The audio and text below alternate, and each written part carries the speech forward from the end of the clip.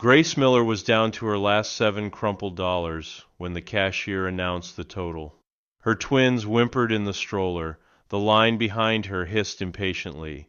Then a stranger stepped forward, slid a sleek black card across the counter, and changed her life in a way she couldn't have imagined. Grace Miller stood at the checkout counter, her twins squirming in the double stroller beside her. Nico's pacifier bobbed up and down with quick little sucks, while Ella kicked her feet against the fabric seat, a soft squeak of protest escaping her lips. The conveyor belt held only the bare minimum: a can of baby formula, another half the size, and a small pack of diapers. The cashier scanned each item, her acrylic nails clicking against the plastic packaging, and the register chirped before the total appeared in bright, unforgiving numbers. Grace slid her worn debit card through the reader. Declined. She tried the backup card. Declined. The silence between the beeps and the rejection messages felt like it lasted hours, though it was only seconds. Behind her, someone sighed sharply, the sound slicing into her. She could feel the impatience pressing in from every side. "Do you want to try again?" the cashier asked, her tone gentle but already tinged with the pity Grace had come to dread. "No," Grace murmured. "Just take off the diapers and the smaller can." The cashier started to reach for the items, her movements awkward, as if she hated doing it. Grace wanted to shrink into herself, to vanish between the shelves. She thought about the electric bill waiting on her kitchen counter, about the eviction notice tucked in a folder at home, about the fact that her next paycheck from the cafe wouldn't even scratch the surface. "I'll cover it," a deep voice said from just behind her shoulder. She turned, startled. A man stood there, tall, dressed simply in a dark windbreaker and a baseball cap with no logo. He held out a sleek, heavy-looking black card to the cashier, his hand steady. "In fact," he added, "put the diapers back in, and bring 2 more cans of that formula from the locked case." Grace shook her head automatically, words tumbling out. "No, you don't have to." "I know I don't have to," he said softly, his eyes kind but unwavering. "But I want to." The cashier's hands moved quickly now, ringing the items back in. The total climbed, but the black card went through instantly, without hesitation, without the little pause Grace was used to watching for when her own card struggled. The man didn't take a receipt. Instead, he leaned down just enough to smile at the twins. "Take care of them," he said simply. Then he stepped away, disappearing into the flow of the store before Grace could even form the words to thank him. She stood frozen for a heartbeat, the weight of the bags in her hands feeling unreal. The evening air outside was warm, smelling faintly of rain and asphalt, but her eyes burned. As she pushed the stroller toward the bus stop, she turned once, searching for him. He was gone. It was only then, with her heart pounding and her hands still trembling, that she realized she'd never even asked his name. The next morning, after a night of broken sleep, Grace returned from her early shift at the cafe just as the sun was beginning to heat the cracked pavement of her street. Her body felt heavy, her uniform shirt clinging uncomfortably from the steam of the espresso machines. She fished for her keys in the faded canvas bag slung over her shoulder, pushing the stroller ahead of her toward the peeling green door of her apartment building. That's when she saw them. 3 cardboard boxes neatly stacked right in front of her door, perfectly square and sealed with crisp, clean tape. For a second, her first thought was that the landlord had started dumping people's belongings outside. Her heart jerked, but then she saw the printed labels: infant formula, premium, diapers, size 2, baby wipes. The sight rooted her in place. It wasn't just 1 or 2 cans, it was a full case of formula, the same brand she'd been rationing for the twins by watering down their bottles when the cans got low. The diaper box was heavy enough that she knew it would last weeks, maybe more. The wipes were stacked in a separate box, each package sealed and smooth. Balanced on top of it all was a small white envelope. She set her bag down, reached for the envelope, and unfolded the note inside. The handwriting was neat and precise, like someone who was used to signing contracts. For Nico and Ella. Consider this handled. East Cole. Her fingers tightened around the note. The name meant nothing to her at first. It was clean, almost too short. But there was something deliberate about the way it was written, as if she was expected to recognize it. Later that afternoon, while rocking Ella in one arm and stirring a pot of boxed macaroni with the other, her phone buzzed. It was Rosa, the cashier from last night. She was practically breathless. "Grace, you're not going to believe this," Rosa said. "That man, he wasn't just some guy. That was Ethan Cole." Grace frowned, trying to place the name. "Ethan Cole," Rosa repeated, her voice rising as if the repetition alone should explain everything. "The Ethan Cole, billionaire, owns the Evergreen Markets chain. His face is in every business magazine in the country. People call him the Invisible Mogul because he hates publicity." Grace leaned against the counter, the macaroni forgotten, the note burning a hole in her palm. Rosa went on, describing how, after Grace left the store, a corporate driver had shown up with boxes and an envelope addressed to her. The envelope also contained a single cream-colored business card embossed with gold. "Maya Roberts, personal assistant to Mr. Ethan Cole." Underneath the name was a phone number and a short message. "If you ever need anything, call. No obligations."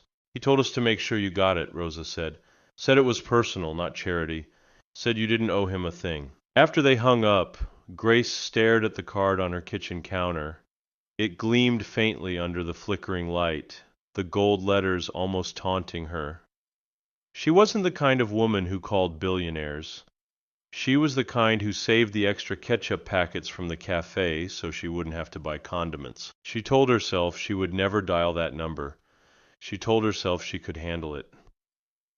But later that night, when the old wall unit in her bedroom sputtered and died, and the summer heat settled in thick and unrelenting, both twins woke crying at the same time. She sat on the floor between their cribs, sweating and rocking them in turns, listening to the sound of her own pulse pounding in her ears. And that was when she looked up at the refrigerator, saw the card pinned there under a plastic alphabet magnet, and realized she was already thinking about what she might say if she called. Grace waited until the twins had finally drifted back to sleep before she made the call. The apartment was still hot, the faint hum of the city filtering in through the open window. She sat cross-legged on the worn carpet, the black screen of her phone reflecting her own hesitant face. Her thumb hovered over the number printed on the gold-embossed business card. She told herself she'd just see if it rang. Nothing more. The line connected almost instantly. "This is Maya Roberts," a woman's voice said. It was clear, composed, professional, the kind of voice Grace imagined belonged to someone who never had to rehearse what they were going to say. Hi, my name is Grace Miller," she began, her voice already shaky. "I, was given your number yesterday at the Evergreen Market. I'm not sure if—" "Yes," Maya said, with the faintest note of recognition. "Mr. Cole mentioned you might call. First, I want you to know, this isn't a publicity thing. No news, no cameras, just personal help from him to you, that's all." Grace felt her cheeks burn even though no one could see her. "I'm not looking for charity," she said quickly, the words tumbling out faster than she intended. It's been a rough couple of months. I'm working, but things keep—" "I understand," Maya interrupted gently. "This doesn't have to be charity. Think of it as an advance on kindness you can repay someday to someone else. He calls it the chain forward." Grace bit her lip. She wanted to scoff, but something in the way Maya spoke made it hard. There was no syrupy pity, no performative sympathy, just matter-of-fact generosity, like offering someone a glass of water when they were thirsty. "Mr. Cole is developing a program called No Checkout Shame," Maya continued. "It's designed for people exactly in the situation you were in last night. We're gathering real stories to understand what happens in those moments, how it feels, how it looks, what could be done differently. He'd like to meet you, if you're willing." Grace hesitated, her gaze drifting to the twins' cribs. She thought of the way she'd felt in the store, the heat of all those eyes on her, the humiliation of taking things off the counter in front of strangers. "You want me to talk about that?" she asked slowly. "If you're comfortable," Maya said. "It would help us build a system that removes the embarrassment entirely. You'd be speaking for people who've been there but couldn't find the words." For a long moment, Grace didn't answer. Her mind kept circling back to the eviction notice on her counter, the numbers on the overdue electric bill, the impossible math of her paycheck. "My landlord gave me 2 weeks to pay up," she heard herself say. "If I can get more shifts, maybe we can make sure you have the time to figure things out," Maya said, her tone firm, not tentative. "Mr. Cole will cover what's needed to keep you in your home. No contracts, no strings. You focus on the kids, your job, and maybe giving us insight into how we can help others." Grace closed her eyes.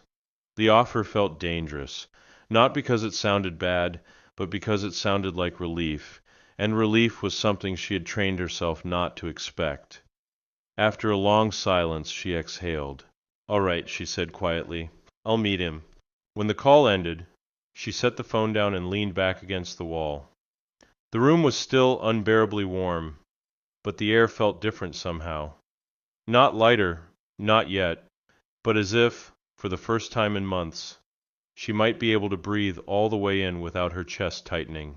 The meeting was set for late Saturday morning at the community center on 5th Street, a low brick building with peeling blue paint and a wide front ramp where kids like to ride their bikes. Grace had been there before for the monthly food pantry, but never for anything else. She arrived early, pushing the twins in their stroller, wearing her one decent blouse and the jeans without holes in the knees.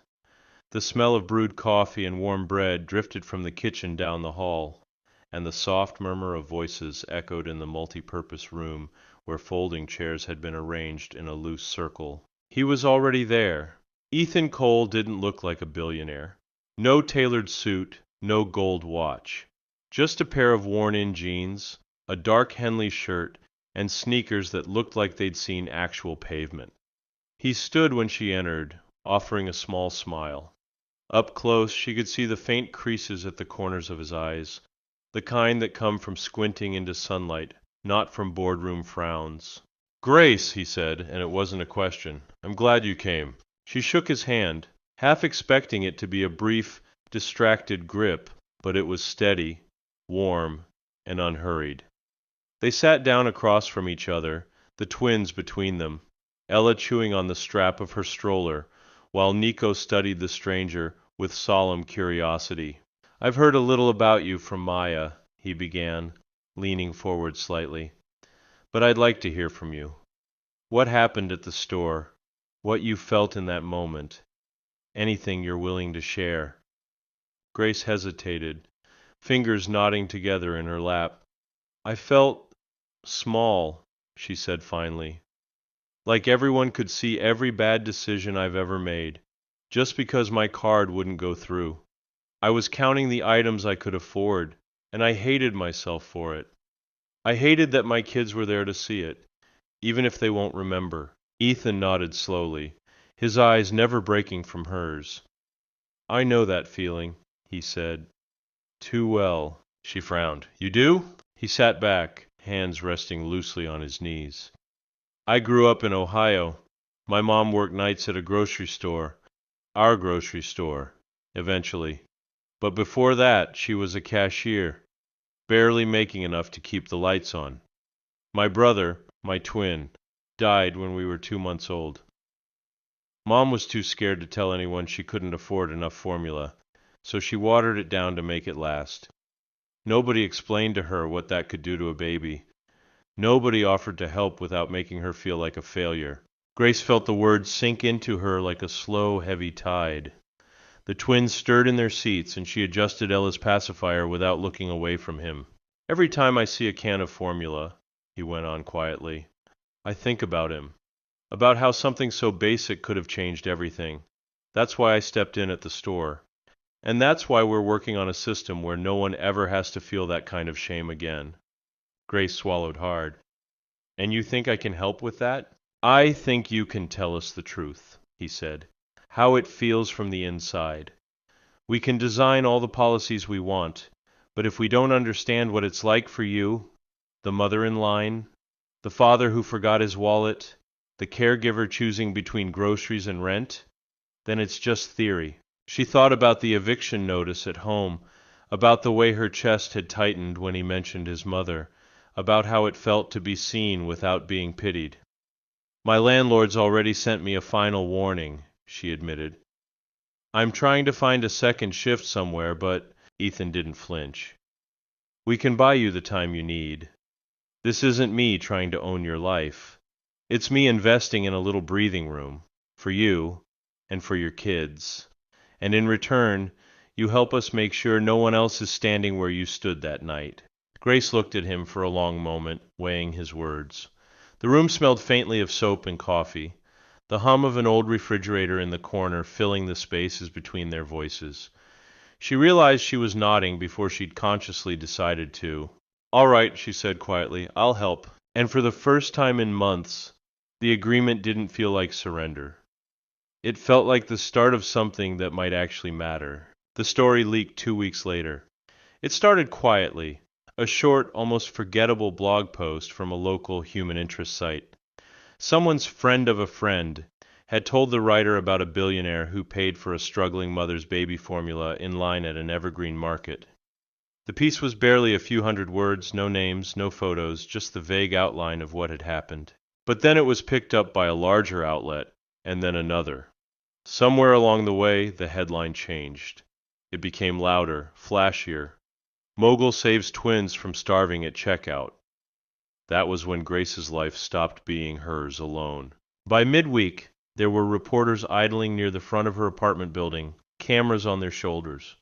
She spotted 2 of them across the street when she tried to take the twins out for a walk, their lenses lifting as if drawn by radar. Strangers in the grocery store whispered when she passed, some smiling warmly, others looking her up and down like they were measuring her worth against the story they'd read. The calls began next. Some were polite interview requests from morning shows and talk radio stations. Others were shameless. Come tell your rags to riches rescue story. We'll fly you to New York. Bring the twins. One voicemail even started with fake sympathy before ending with, this is the kind of heartwarming content people eat up. Don't miss your moment. Grace deleted them all. And then, one afternoon, there was a knock at her door. She opened it to find Tyler, Nico and Ella's father, standing there. He hadn't seen the twins since the hospital. His hair was longer now, his jaw sharper, but his eyes darted around the hallway as if someone might be watching. I heard about what happened, he said, avoiding her gaze. Thought maybe we could work something out. I'd like to see them. Grace stood frozen, one hand on the edge of the door. Why now? She asked. He shrugged, eyes narrowing slightly. You've got connections now. A billionaire in your corner. Could be good for all of us. The bitter laugh that left her throat startled even her. Connections? You were supposed to be the connection, Tyler. The family. You left before they were even named. His mouth tightened. I'll file for joint custody if I have to. The chill that rolled over her was instant. She closed the door halfway and said, Do what you want, but you've never lifted a finger for them, and I have the records to prove it. She shut the door before he could reply.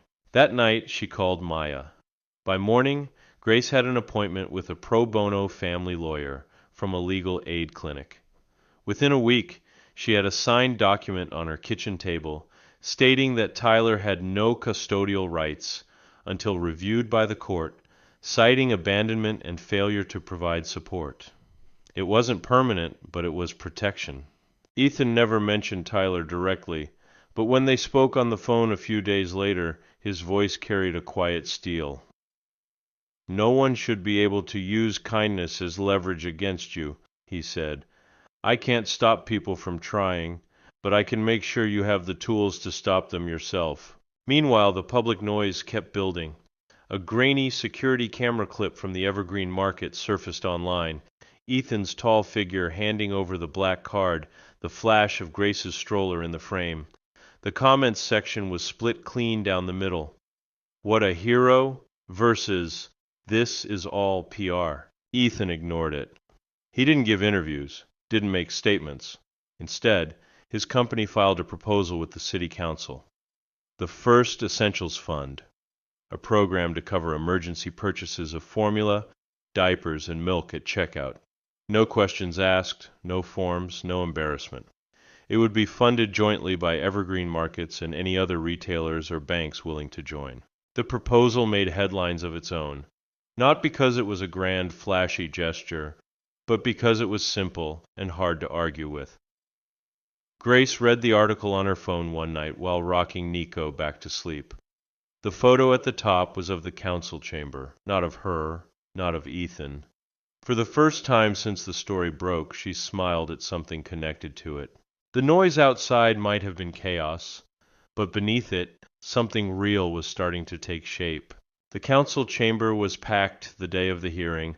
Rows of wooden benches groaned under the weight of reporters, shop owners, parents with restless toddlers, and city officials in dark suits. The air buzzed with a strange mix of civic formality and gossip-fueled curiosity.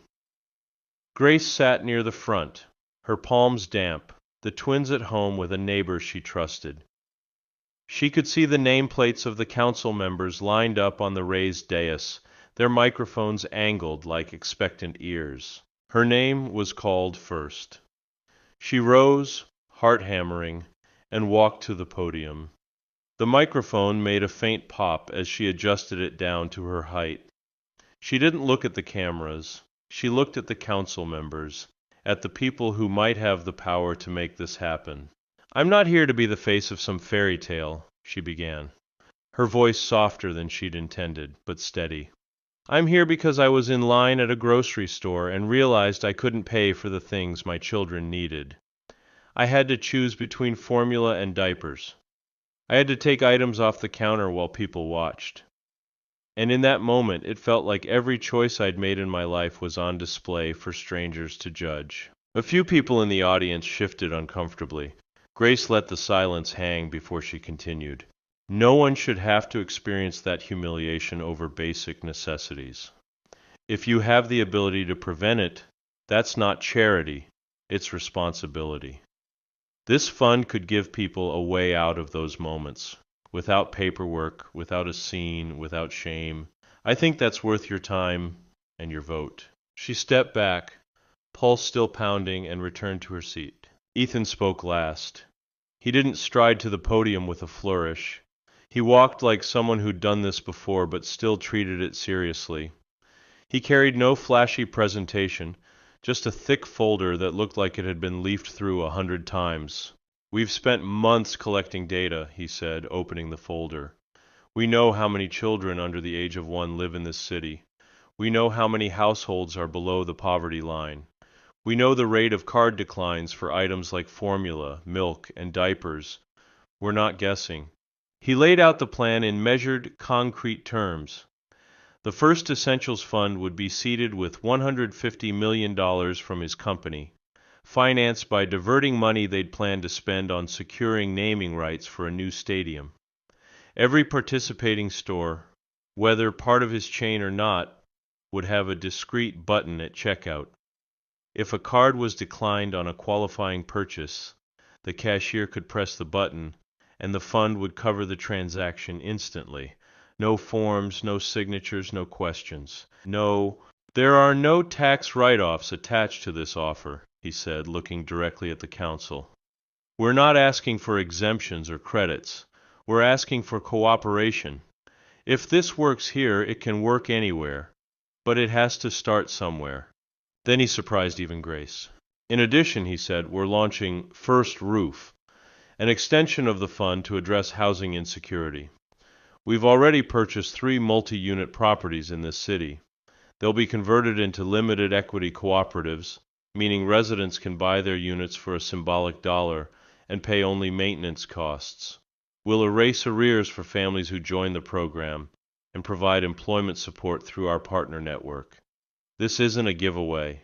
It's infrastructure. A murmur rolled through the chamber, some incredulous, some impressed. This is not about saving people, Ethan finished, his voice low but firm. It's about removing the traps that keep them from saving themselves. When he stepped down, Grace caught his eye. There was no triumphant smile, just a quiet acknowledgement, as if to say, this is the work, and now it's on them to decide. As the council members began their questions, Grace realized something. This wasn't a story anymore, not the kind that the tabloids could twist into a headline. This was a blueprint, and for the first time, the outcome didn't depend on luck. It depended on whether people in power were willing to press the right button. The launch of the pilot program came without fanfare. No ribbon cutting, no smiling politicians posing with oversized checks. On a quiet Wednesday morning, the First Essentials Fund went live in 5 evergreen market locations across the city, each equipped with the discreet new checkout button. At the store where it had all started, the staff gathered in the break room before opening. The smell of burnt coffee mixed with the faint citrus of disinfectant wipes. Rosa, now promoted to shift supervisor, stood at the front holding a laminated instruction sheet. Her voice was steady, but her eyes shone as she spoke. It's simple, she told the cashiers. If someone's card declines on formula, diapers, or milk, you press this button. No questions, no side comments, no forms. We smile, we pack their bags, we tell them to have a nice day. That's it. The fund takes care of the rest. She paused, looking at each of them in turn. And we don't gossip about it afterward. Dignity stays with the customer. The morning rush was light. Around 10:15, a woman in a faded work uniform approached Rosa's lane. Her name tag read, Linda. She placed a single can of formula, a gallon of milk, and a pack of size 3 diapers on the conveyor belt. Her hair was pinned back hastily as if she'd gotten ready in the dark. The register beeped, the total appeared, and Linda slid her card through the reader. Declined. She tried again. Declined. Her shoulders dropped. I can take the diapers off, Linda murmured, already reaching for them. But Rosa's hand moved first. She pressed the small, unmarked rectangle on her touch screen. There was a soft electronic chime, nothing more. The total reset to 0. All set, Rosa said warmly, bagging the items. Would you like some help carrying these out? Linda blinked at her. Wait, but it's covered, Rosa said gently, her tone final. For a moment, Linda just stood there, gripping the handle of her grocery bag like it might vanish. Then she nodded, a shimmer of something in her eyes. Relief, gratitude, disbelief, before heading for the door. A man in line behind her, wearing a baseball cap, gave a low whistle and said, Good system.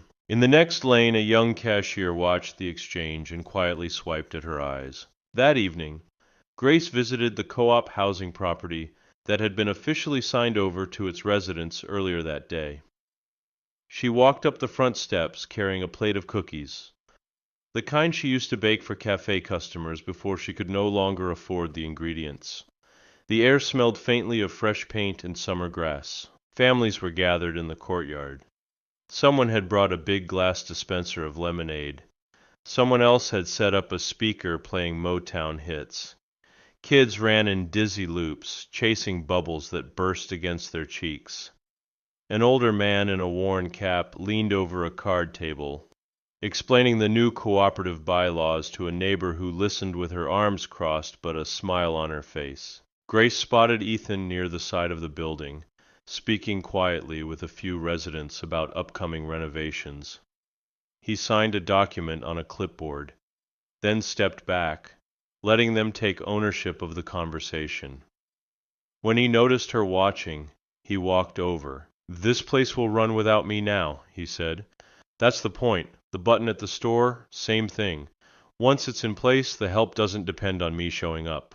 Grace smiled faintly. I understand, but I still need to say thank you for that night at the register. He looked past her at the courtyard, the kids, the neighbors, the faint golden light catching on the new paint. If you want to thank me, keep it going. Someday you'll be the one pressing the button for someone else. The sun was low by the time she headed home, the twins dozing in their stroller. From the sidewalk, She could hear the echo of laughter from the courtyard, the bass line of an old song fading into the warm evening. And for the first time in a long time, she felt the future pulling toward her, not away. A year later, the city felt different in small but undeniable ways. The First Essentials Fund had expanded to every evergreen market in the metro area, and to several independent grocers who'd signed on after seeing the pilot's success. At each checkout, the discreet button had become part of the quiet rhythm of the day, pressed without ceremony, without pause. Thousands of transactions had been covered, and not a single customer had to walk away from the counter without the basics for their child. Grace's life had shifted in ways she never could have imagined on that night in the grocery store. She no longer pulled dawn to dusk shifts at the cafe. Instead, she worked as a district coordinator for the fund, traveling between stores to train staff, collect data, and listen to stories from cashiers and customers. In the evenings, she attended community college classes in public policy, determined to understand how systems like this could be built and protected. Nico and Ella were now running, really, small whirlwinds with identical mischievous grins. On warm afternoons they toddled through the park, chasing the spray from the fountain, their laughter high and unrestrained. Neighbors they barely knew would stop to greet them, because by now everyone on the block knew about the twins who'd once been part of that story, the one that had started something bigger. One sunny Saturday, Grace visited the original Evergreen Market where it had all begun. Inside, the familiar hum of the refrigerators and the scent of baked bread wrapped around her like a memory. She spotted Rosa at Lane 3, now wearing a regional trainer's badge. In line was a young father holding a squirming toddler on one hip, a single can of formula on the belt. His card declined. Rosa's hand moved without hesitation, pressing the small rectangle on her screen. The register chimed softly, the total dropped to 0, and the man's shoulders eased. He didn't even realize he'd been part of the program. That was the beauty of it. Outside, Grace lingered by the door for a moment, watching the street. The noise of the city was steady but softened somehow, like it no longer pressed on her chest. She thought about the chain forward Ethan had mentioned, the idea that kindness, handled right, becomes a current you can pass along without fanfare. Ethan himself had faded from the headlines. He still appeared at community events, but never in front of cameras. Grace knew he preferred it that way. Once, when she thanked him again, he'd just shaken his head and said, "You're the one building it now. I just paid the first invoice."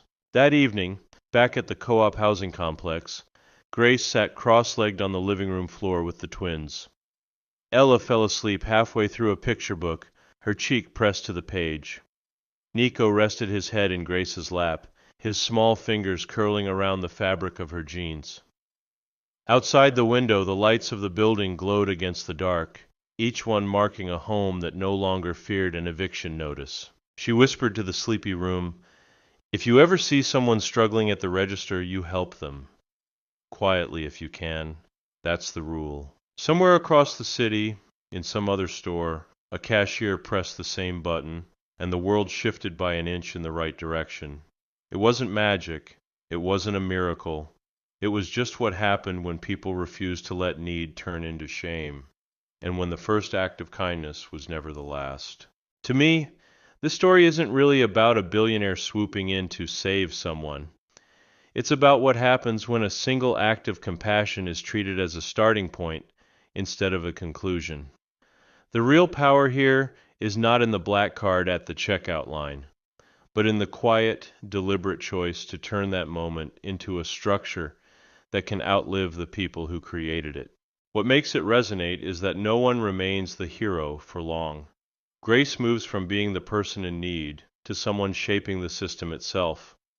The button at the register becomes a symbol not of charity, but of dignity, an invisible shield against humiliation. And perhaps most importantly, the story refuses to romanticize struggle. It acknowledges that lasting change comes not from grand gestures alone, but from the unglamorous work of maintaining and protecting what you've built. In the end, it's a hopeful reminder that help doesn't have to be loud to be transformative, and that the truest measure of generosity is whether it empowers someone to stand on their own and to be ready when the time comes to press the button for someone else.